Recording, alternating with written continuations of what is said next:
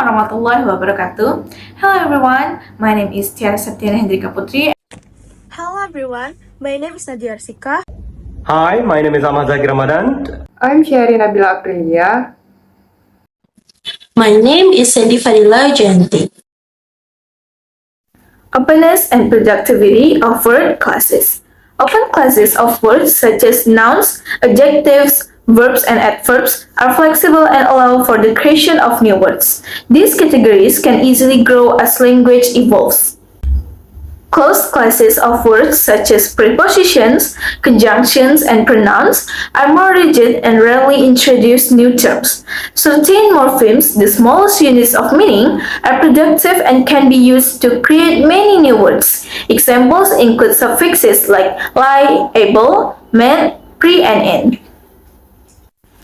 Neologisms. Neologisms are newly formed words. While some are easily accepted into the language, others are not as productive. For example, the word basin might be rare and unlikely to develop further forms, while a historical inflections like n, as in accent, is no longer widely used. In modern English, new words often adapt to technological and cultural changes, such as Google becoming a verb meaning to search the internet.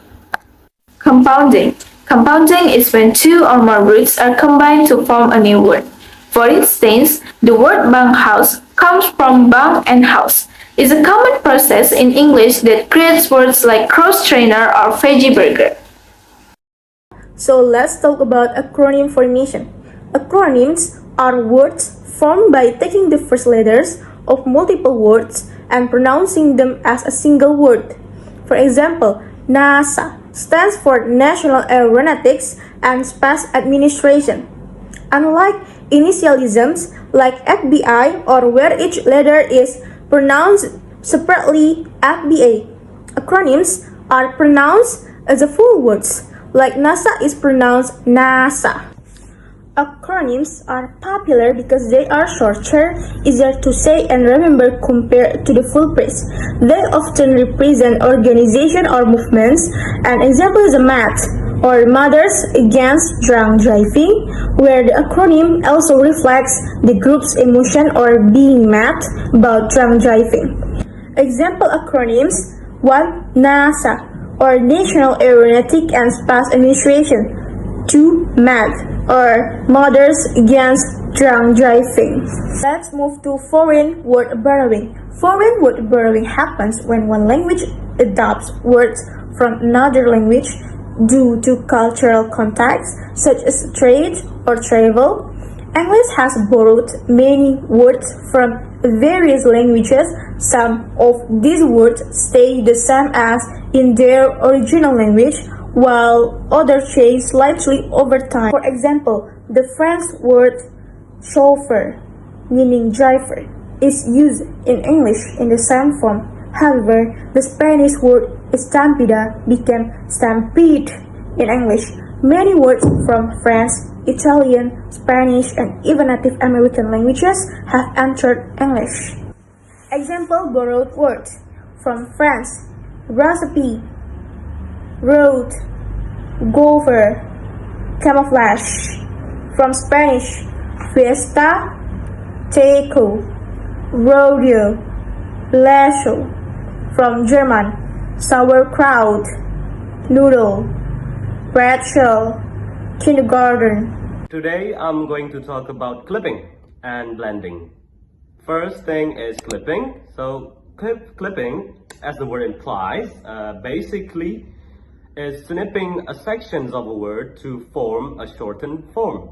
For example, gas is clipped from gasoline, phone is clipped from telephone, gym is clipped from gymnasium.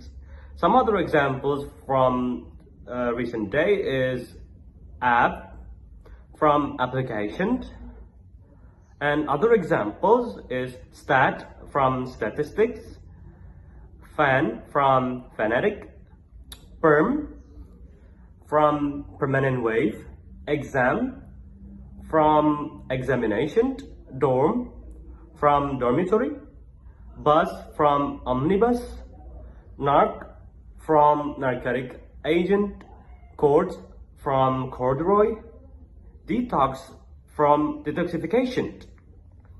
And the last examples is block from weblog and many other examples. If you are wondering, are there any types of clipping? The answer is yes. There are 4 types of clipping. The first one is back clipping. Back clipping is essentially removing the end of a word, as in gas, from gasoline. The second is fore clipping. Fore clipping is removing the beginning of the word, as in gator, from alligator. The third one is middle clipping. Middle clipping is retaining the beginning of a word, as in flu, from influenza. So the last is complex clipping.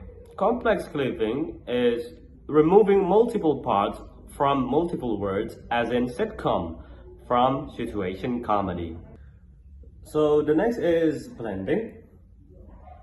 Blending is the process of taking 2 or more words, and it's called compounding.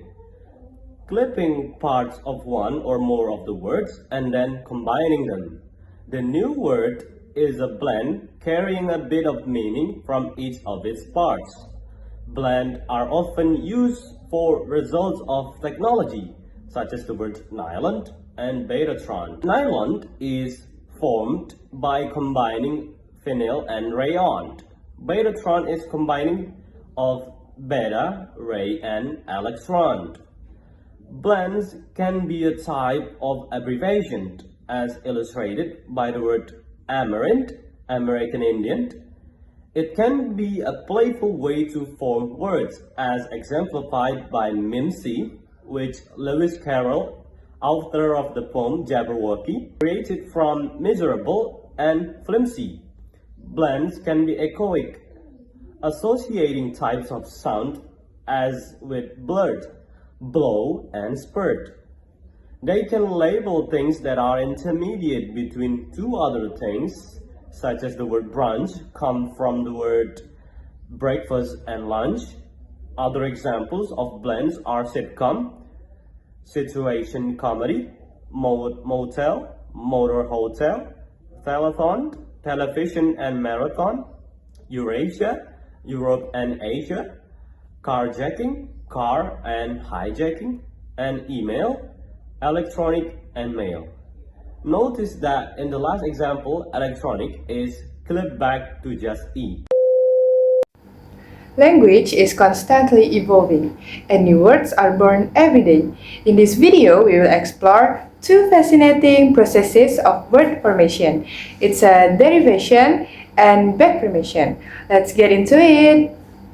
Derivation is the process of creating a new word by adding prefixes or suffixes to a base word.